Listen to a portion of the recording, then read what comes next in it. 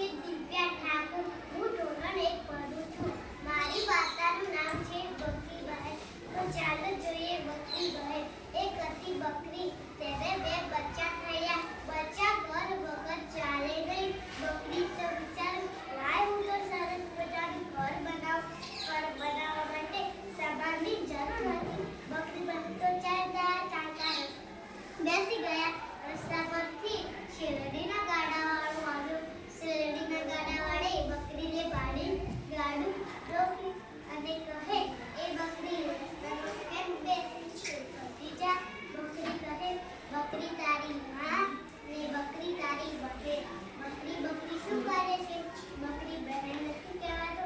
ગાડાવાળો કહે, સોરી બકરી બેન, મને માફ કરો. બકરી બેન જરાય કરશો તો હું તમને એક શેરડીનો ભાડો આપીશ. બકરી બેન કહે કે શેરડીનો ભાડો તમે આ ઝાડ નીચે મૂકો. ગાડાવાળે તો ભાડો એટલે ઝાડ નીચે મૂકે છે. બકરી તો રસ્તાના સાઈડમાં ખસી જાય છે. ગાડાવાળો તો પોતાના રસ્તે નીકળી જાય છે. બકરી બહેન તો પાછા રસ્તા પર બેસી જાય. રસ્તા પરથી ગોળનું ગાડું આવે છે. ગોળના ગાડાવાળે બકરીને ગાડું રોક્યું અને કહે, એ બકરી કેમ તો ખસી જા. બકરી કહે, બકરી તારી માં, બકરી તારી બહેન. બકરી શું કરે? બકરી બહેન નથી કહેવાનું. ગાડાવાળો જાય, સોરી બકરી બેન, મને માફ કરો. બકરી જરાય રસ્તાએ ફરશો તો હું તમને ગોળના 2 ઝાડ કડા આપીશ. બકરી બહેન કહે, ગોળના કડા આ ઝાડ નીચે મૂકો. ગાડાવાળે તો ગોળના કડા ઝાડ નીચે મૂકે છે. બકરી બહેન તો રસ્તાના સાઈડમાં ફસી જાય છે. ગાડાવાળો તો પોતાના રસ્તે નીકળાઈ જાય છે. બકરી બહેન તો પાછા રસ્તા પર બેસી જાય છે. રસ્તા પરથી ટોપરાનો ગાડાવાળો આવે છે. ટોપરાનો ગાડાવાળે બકરીને ગાડું રોક્યું અને કહે, એ બકરી રસ્તામાં કેમ બેસી ફસી જા. બકરી કહે, બકરી તારી માં, બકરી તારી બહેન. બકરી શું કરે છે? બકરી બહેન નથી કહેવાતું. ગાડાવાળો કહે, સોરી બકરી બેન, મને માફ કરો. બકરી બેન જરાય રસ્તાએ ખસશો તો હું તમે ટોપરાના ટોપલા આપીશ. બકરી બેન કહે, ટોપલાના ટોપલા ઝાડે નીચે મૂકો. ટોપલાના ટોપલા ઝાડે નીચે મૂકે છે. બકરી બેન તો રસ્તાના સાઈડમાં ખસી જાય છે. બકરી બેન તો બધો સમય નીકળીને ઘર બનાવવા મંડી પડ્યા.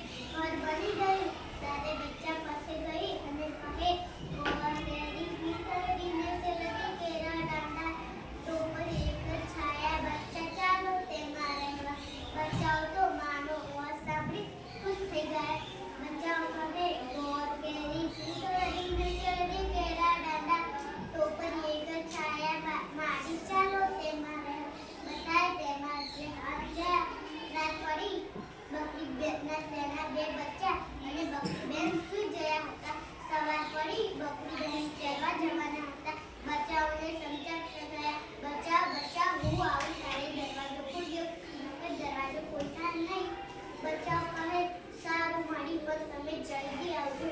બકરી બહેન કહે, સારું. બકરી બહેન જલ્દી આવે છે અને દરવાજો ખખડાવે. બચ્ચાઓ કહે, આ કોણ છે? બકરી બેન કહે, ગોળ કેરી પીતળીને શેરડી કેળા દાંડા ટોપરી એક જ છાયામાં.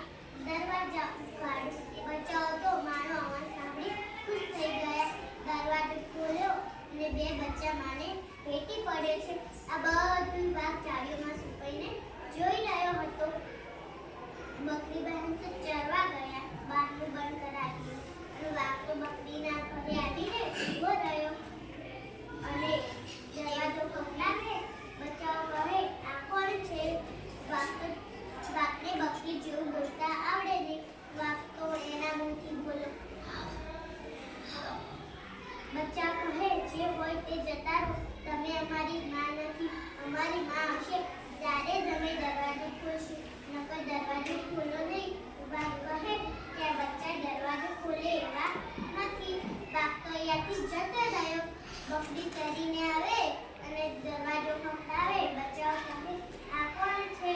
બકરી બેન કહે ગોર કેરી ચીકડી ને સેલડી કેરા દાંડા ટોપલી એક છાયા બચ્ચો બારણા ઉખાડ બચાવ તો માનો અવન સાબી ખુશ થઈ ગયા દરવાજો ખોલ્યો અને બે બચ્ચા માને ભેટી પડ્યા અને બે બચ્ચા કહે મામા આજ તો આપણા ઘરે વાઘ આવે તો પણ અમે દરવાજો ખોલ્યો નહીં બકરી બેન કહે શાબાશ બેટા શાબાશ એમ કરીને જાદુ કીધું મજા કરી